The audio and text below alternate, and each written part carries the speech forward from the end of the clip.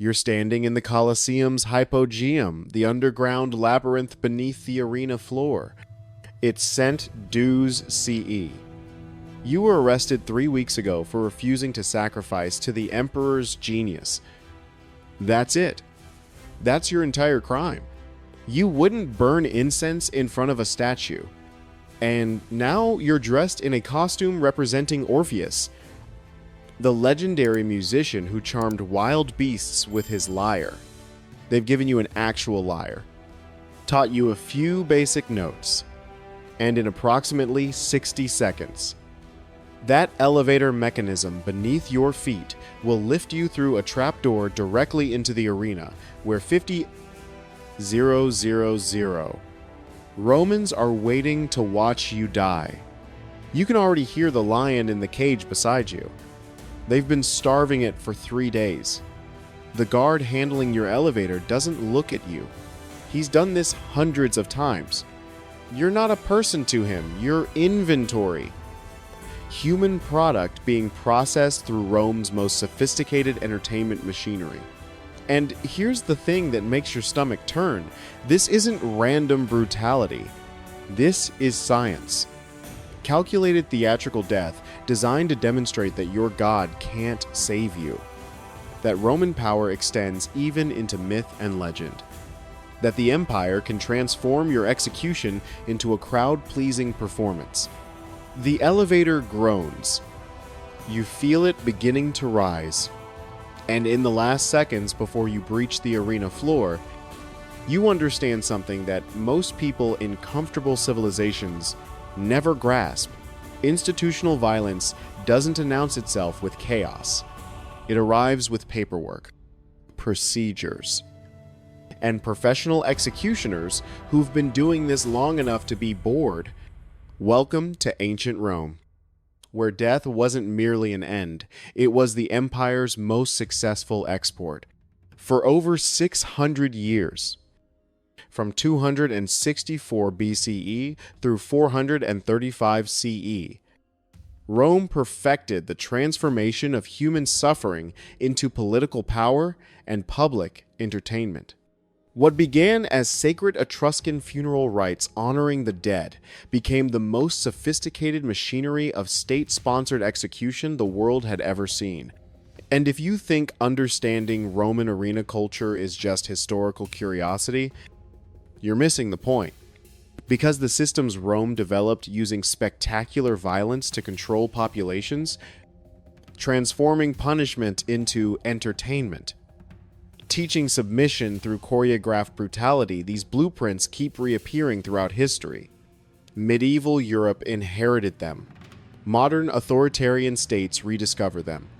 And recognizing the patterns is the first step to avoiding becoming the next person dressed as Orpheus with a useless lyre. Let's start with how this nightmare began. The year is 264 BCE.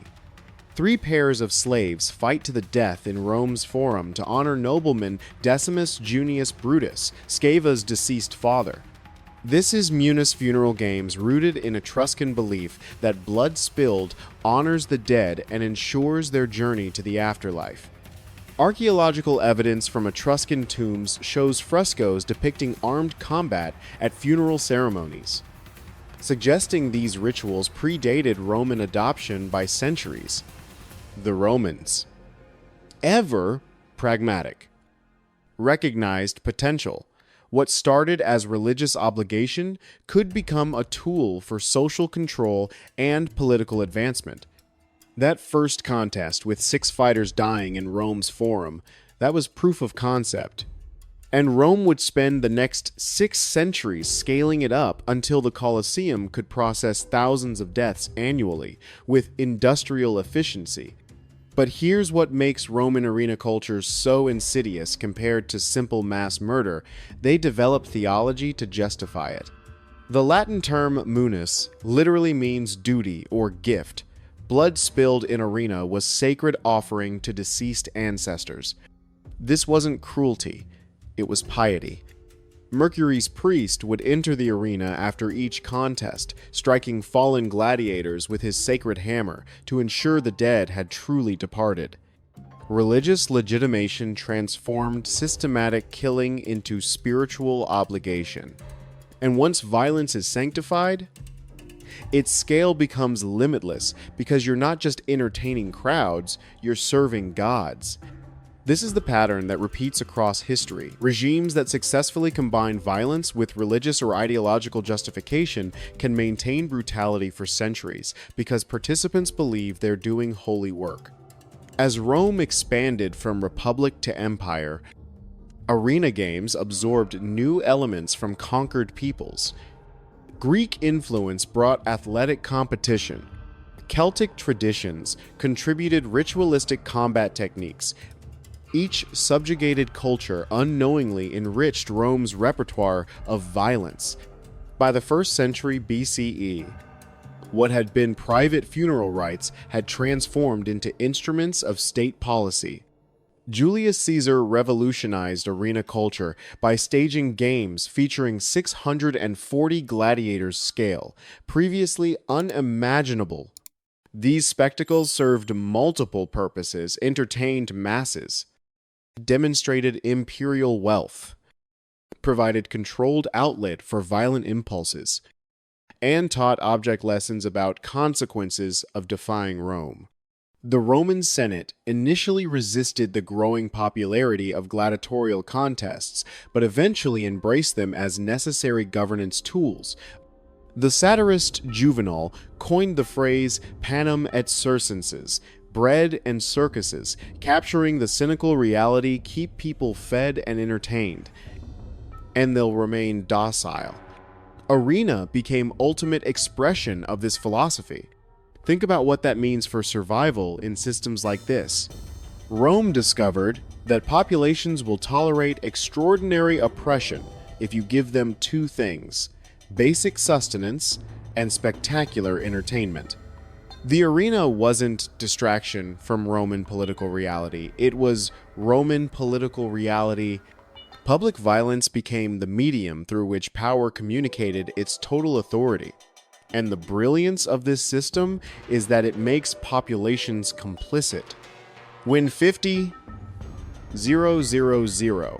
people gather to watch executions, when they cheer for deaths and boo for mercy, when they become connoisseurs of killing who debate fighting techniques and complain about inadequate brutality, they're not just witnesses, they're participants. They've internalized the regime's values. They've accepted that human life is negotiable, that violence is entertainment, that power's cruelty is natural order. Under Augustus, the first emperor, gladiatorial games became fully integrated into imperial cult. The emperor's presence at games was deeply symbolic. He held power of life and death over combatants, demonstrating to tens of thousands his absolute authority. That famous thumbs up, down gesture, while likely modern myth, captures essential truth. The emperor was ultimate arbiter of fate in the arena. And every spectator watching understood what happens to gladiators can happen to you if you defy imperial authority. The economic scale was staggering. Records from Pompeii indicate single day of games could cost equivalent of senators' annual income. Gladiator schools ludi became major enterprises, employing hundreds of trainers, doctors, support staff. Gladiators themselves were valuable.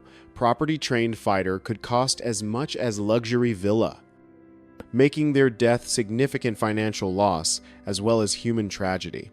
But here's the survival lesson. When you see regimes investing enormous resources in public violence, when execution becomes theater requiring specialized training and expensive infrastructure, you're witnessing something more dangerous than random brutality. You're seeing systematic violence that's been professionalized, bureaucratized, made efficient. The ludi weren't just training facilities, they were proving grounds for military tactics. New weapons and armor designs were field-tested in gladiatorial combat, with successful innovations adopted by legions. The blood spilled for entertainment also served Empire's military interests. Professional gladiatorial troops traveled throughout Empire, spreading Roman culture. Local elites competed to host most spectacular games, creating network of violence that reinforced imperial unity.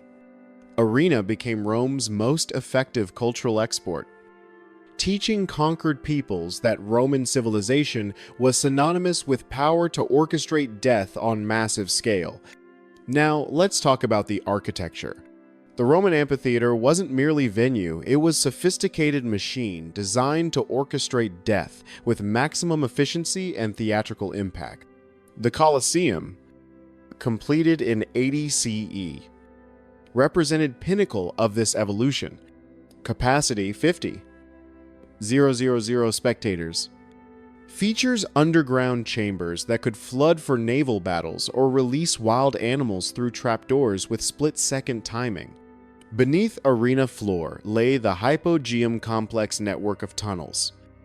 Chambers. Mechanical devices that ancient engineers designed to surprise and terrify both participants and spectators.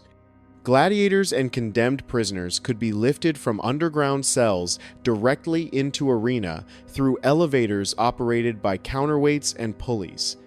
These sudden appearances, often accompanied by release of wild animals or ignition of stage fires, created atmosphere of supernatural dread.